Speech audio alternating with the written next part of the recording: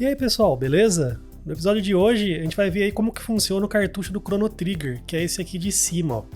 Ele é um cartucho aí que tem save, né, memória de save. Então a gente vai ver hoje aqui como que o cartucho consegue saber, ele tem que ler um dado, né, do chip de ROM, que é esse de baixo aqui, ou do cartucho de SRAM, que é o chip de save, né, que é esse de cima aqui. A gente vai ver que esse chip em vermelho aqui é que faz a mágica aí para saber se é um chip ou outro, né? Então a gente vai fazer uma funçãozinha em Python aí que tem a lógica do que esse chip faz. Eu tenho um cartucho aqui do Chrono Trigger, ó, uma unidade aqui zeradinha, ó. Essa aqui é a versão japonesa, né? Então dentro tem esse cartucho aqui, esse circuito aqui. Aí esse vídeo aqui faz parte aí de uma minissérie dentro dessa série aqui de Retro Level Programming, né? Vão ser 5 vídeos, já fiz 2, que é esse daqui, né? Os cartuchos Low ROM e High ROM, são os 2 tipos de cartuchos do Super Nintendo. E fiz também esse aqui que é o que eu explico a parte do High ROM, né? Sem save. Então se você não quiser assistir esses anteriores aí, pode assistir esse vídeo aqui que, se você tiver alguma dúvida, aí você vai nesses vídeos mais anteriores aqui, né? Depois que eu terminar essa minissérie de 5 episódios, aí vou voltar pra parte do código lá.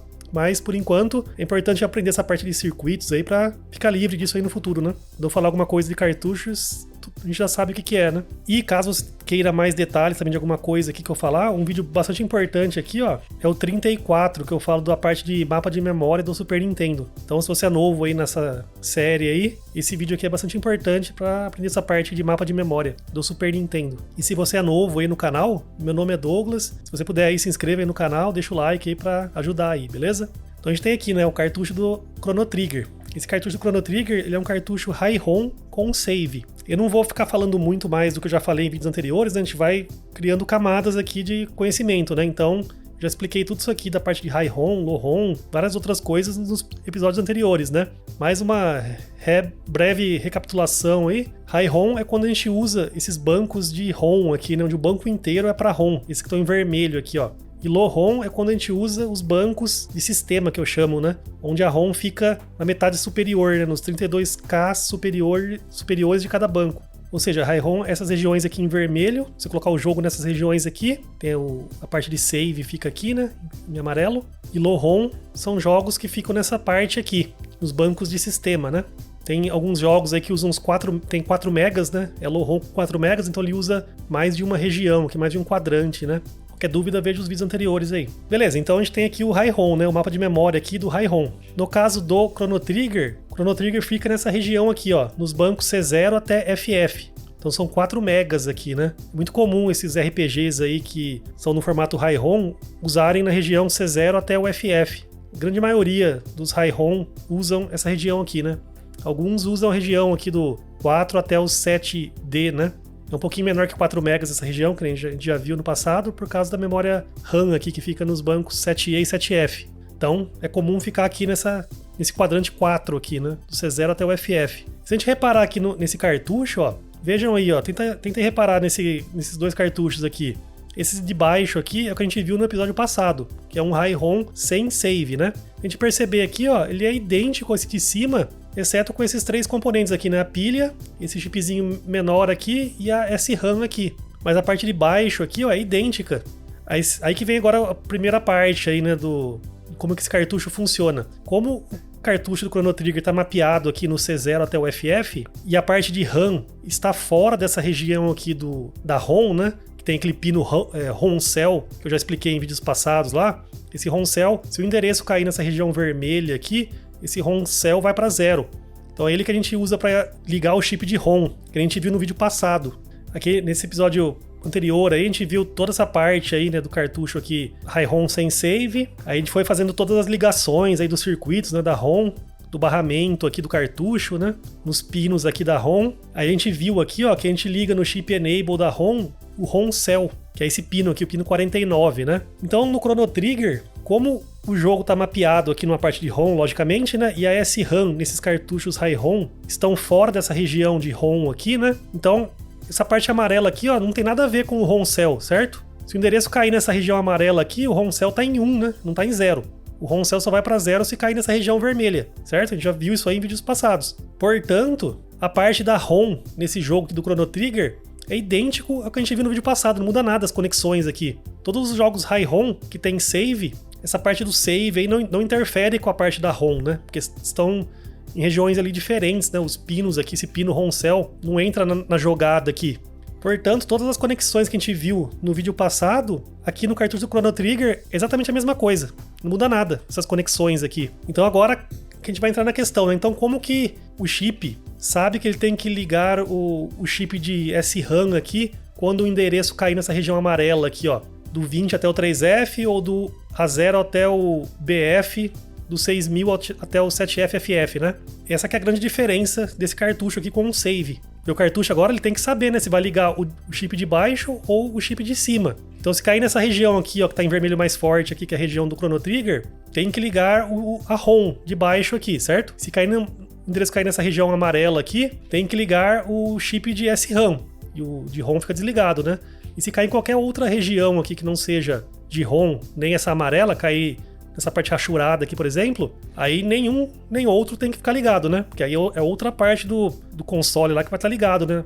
Não é o cartucho. O cartucho só vai fazer alguma coisa se o endereço que tiver no barramento ali cair nessa região vermelha ou nessa região amarela aqui. A região vermelha a gente já viu como fazer, né? No vídeo passado. Então cabe agora entender a lógica, como que a gente detecta que o endereço no barramento cai nessa região amarela aqui. Essa página aqui, só lembrando, né, essa página aqui tá no comentário fixado, tá lá no site do canal, beleza? Acessem aí para ter bem mais detalhes aqui, coisas extras, caso você queira se aprofundar mais, né? Veja a página aqui. Bom, se a gente pegar o diagrama de blocos aqui do Super Nintendo, a gente vai ver aqui que no cartucho chega todos os barramentos, né? Os dois endereços e o de dados, né? Então quando a CPU vai ler um dado, seja da ROM ou seja da memória de save do cartucho, o cartucho vai ter que jogar o dado no barramento de dados aqui, né, de 8 bits. Então um cuidado que a gente tem que tomar, né, é que, até coloquei aqui, né, o circuito nunca pode ter dois chips colocando dados no barramento ao mesmo tempo, senão dá conflito, né. Então, no caso do cartucho, ou a ROM vai jogar o dado no barramento de dados, ou a SRAM que vai jogar, né? Nunca pode ser os dois. Então esse é um cuidado que a gente tem que colocar no circuito para jamais colocar os dois ao mesmo tempo. Senão pode dar um curto-circuito, né? Alguma coisa mais séria, né? Mas no caso não vai funcionar se jogar dois dados ali, né? Um joga 1, outro joga 0, né? Não funciona.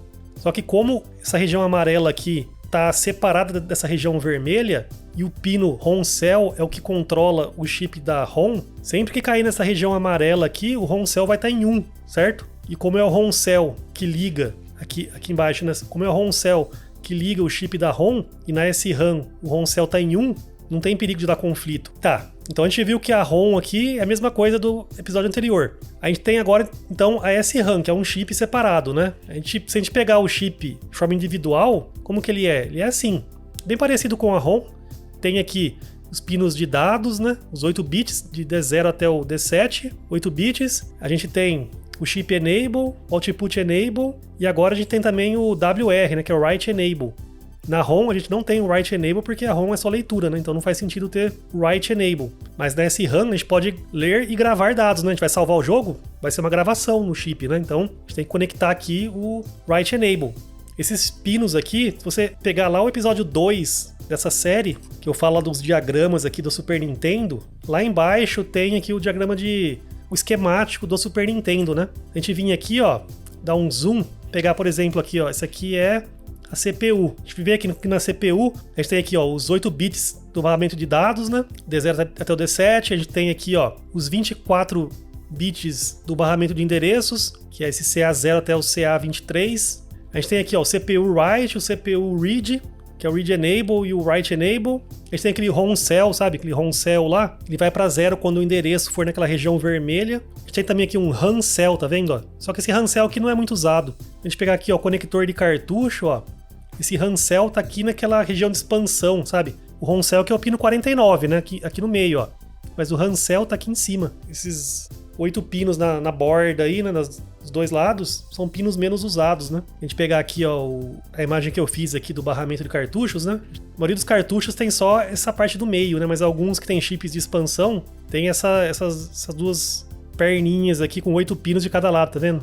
Aqui a gente tem um clock, a gente tem esse WRAM, tem aquele barramento B de endereços, né? Como ele é muito pouco usado em cartuchos, ele fica nessa região aqui de expansão. Tá vendo aqui, ó, PA até o P7, aqui tem os 6 aqui, mais 2 aqui em cima. A gente tem o read e o write dele. A gente tem um left e um right também. Isso aqui só como curiosidade, né? Isso aqui são pinos que você consegue injetar som analógico. Então, se você injetar um som analógico aí, ele faz uma mixagem junto com o som do chip de som lá e joga para a saída de som. Então, se o cartucho pode gerar um som se ele quiser, isso aí sai junto com o som do console. Mas isso aqui é só curiosidade, né? No caso, esse RAM Cell aqui, ele é ligado aqui na SRAM aqui, tá vendo? Ó, no chip de SRAM. Porque ele que liga a SRAM. Então, se o endereço cair naqueles bancos 7E e 7F, ou nos primeiros 8Ks ali de cada banco de sistema, esse RAM Cell vai para 0, né? Então vai ligar o chip de SRAM aqui, ó. Tô mostrando isso aqui só para vocês verem aí que é legal vocês verem um pino, alguma coisa aí, verem o esquemático, né? Tentarem navegar aí. O foco aqui é software, mas é legal entender isso aí também, né? Tá, então aqui, ó, o circuito aqui do Chrono Trigger, essa memória aqui tem 8K de tamanho, 8K bytes. Se você ver aqui, ó, tá 64K aqui, né? SRAM. Tá no desenho, que se der um zoom aí você vai ver. Só que é 64 kilobits, né? Em bytes é 8K bytes, né? E 8K bytes equivale a 2000 em hexa, certo? Então, a gente pode... Qualquer um dos bancos aqui que tem a SRAM aqui, ó, o 20 até o 3F, do A0 até o BF, por exemplo, o 20, a gente pegar o 20 do 6000 até o 7FFF, isso aí já são 8K, certo? Então, todos os bancos aqui, ó, essa região em amarelo aqui, são mirrors desses 8Ks, porque cabe ali, né? Em um banco só já cabe os 8Ks, né? Do 6000 a 7FFF já é 8Ks, né? Então a gente pode usar qualquer banco para acessar a SRAM. Pode ser o 206000 ou o 326000. Ambos apontam para o mesmo byte ali, né? Porque são mirrors, né? Se você não sabe o que é mirror, já tem um vídeo aí na série aí. E como é 8K bytes, a gente precisa de 13 pinos para endereçar 8K, né? Então vai do A0 até o A12, são 13 pinos. Tem cartuchos que tem menos, tem cartuchos que tem 4K, tem cartuchos que tem mais, né? Alguns tem 32, né? Tá, então as conexões aqui até agora, até o momento, o que a gente tem? A gente tem a ROM é a mesma coisa do vídeo anterior, a mesma coisa aqui, não muda nada. Da SRAM a gente liga os 8 bits do barramento de dados, D0 até o D7, aqui no D0 até o D7 do chip de SRAM. Como a gente tem 13 pinos de endereço, a gente liga o A0 até o A12 no A0 até o A12 do chip de SRAM. A gente já vai ver por quê. A SRAM aqui está no endereço 6000 até o 7FFF, né? A gente liga do A0 até o A12. A gente vai ver por quê na sequência, por que funciona, né? O Output Enable e o Write Enable, a gente usa aqui os do barramento mesmo, igual da ROM, é o mesmo aqui, né? Porque isso aqui é o Read Write da CPU. Sempre que a CPU fazer um read ou um write, esses pinos vão para 0. Então a gente usa eles aqui como Output Enable e Write Enable. O que está faltando então é o Chip Enable, né? Que é o que liga o chip. Esse daqui que a gente só vai poder ligar isso aqui, tá vendo que eu deixei vazio aqui? Porque a gente só vai poder ligar esse chip se o endereço aqui no barramento de endereços cair nessa região amarela aqui, certo? Se não cair nessa região amarela, o Chip Enable da SRAM tem que estar em 1, tem que estar desligado o chip, né? Se cair na região amarela, a gente tem que jogar em 0 o Chip Enable aqui. Então, aí que tá a grande questão agora, né? Como que a gente faz para saber se o endereço aqui no barramento, aqui naqueles 24 pinos do Super Nintendo, como a gente faz para saber se aquele endereço ali no momento é o endereço que cai na região amarela ali de SRAM? Aí que entra esse chipzinho aqui, ó. No caso, se você der um zoom aí, esse chip aqui chama MAD1. Esse MAD1 é um chip aí que a Nintendo que faz, né? Que fez na época lá. Só que alguns outros cartuchos usam outro chip que é mais comum, que é comercial, aí, que chama 74HC139. Não é da Nintendo, né? É um chip aí de empresas que fazem esses chipzinhos aí, são tipo multiplexadores. A gente vai ver aqui como que esses chips aqui conseguem detectar que o endereço tá nessa região amarela aqui. Eles fazem isso. Servem para isso, né?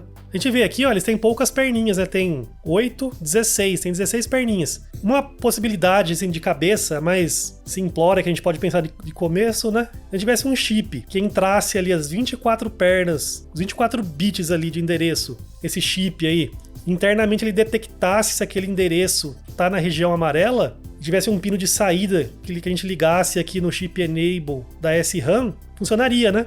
Teria um chip com 24 pinos de endereços, um de saída que é o Chip Enable e os de energia ali, né? Ground e o VCC. Só que ficaria muito grande, né? Imagina esse chip, um monte de perninhas ali. Ficaria caro, né? Será que tem como a gente, em vez de usar os 24 bits ali para detectar essa região aqui, qual seria o menor número de bits para a gente saber que o endereço cai nessa região? Então vou mostrar agora uma técnica que é bem legal para a gente saber identificar qual que é o menor número de bits que identificam essa região, que no caso seria dos bancos 20 a 3F de 6.000 a 7FFF e de A0 até BF de 6.000 até 7FFF. Qual o menor número de bits para identificar essa região? A gente vai ver que são poucos, né? Como que é essa técnica? A gente pega aqui, ó, vamos pegar aqui, essa região aqui, vamos pegar os extremos de cada um desses bloquinhos amarelos. A gente pegar aqui o primeiro byte aqui dessa região amarela aqui, é o endereço 206000, certo? Primeiro byte aqui. E o último é o 3F, 7FFF. Então esses dois endereços são os extremos dessa região aqui, né? O primeiro byte e o último byte. Dessa outra região aqui, ó, é o A0, 6000 até o BF, FF, FF, certo? Então, pegamos aí os dois extremos de cada região aqui. A gente colocar esses extremos aqui, ó, em formato binário, dessa forma aqui, ó. Então aqui a gente tem, ó, o 206000 até o 3F, 7FFF. E aqui embaixo, o A0, 6000, B0, 7FFF. São os extremos, certo? Agora vamos pegar todos os bits aqui, ó, identificar quais bits não se alteram em nenhum dos endereços. Então esse aqui, ó, esse aqui tá 0, aqui tá 1. Então alterou aqui, né, pelo menos um deles. Todos esses em azul aqui, ó, alteram. Apenas esses em vermelho aqui, ó, que ficaram idênticos nos 4 endereços. Então o A13, o A14 e o A15 ficaram assim 0, 1, 1. E o A22 e o A21 ficaram 0, 1. Então, apenas com esses 5 bits aqui, a gente consegue identificar essa região aqui em amarelo.